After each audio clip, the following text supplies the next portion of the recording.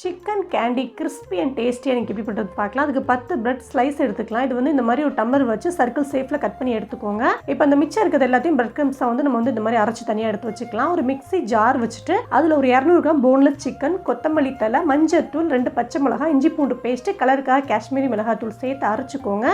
அரைச்ச சிக்கனை ஒரு மிக்சிங் பவுலில் சேர்த்துட்டு உப்பு ஆரிகனோ சேர்த்து மிக்ஸ் பண்ணிக்கோங்க. இன்னொரு பவுலில் கொஞ்சமாக மைதா, இது கூட ஒரு ஸ்பூன் மிளகாத்தூள், தேவையான உப்பு போட்டு மிக்ஸ் பண்ணிக்கோங்க. இதை தண்ணி ஊற்றி பஜ்ஜி மாவு மாதிரி கரைச்சி தனியாக எடுத்து வச்சுக்கலாம்.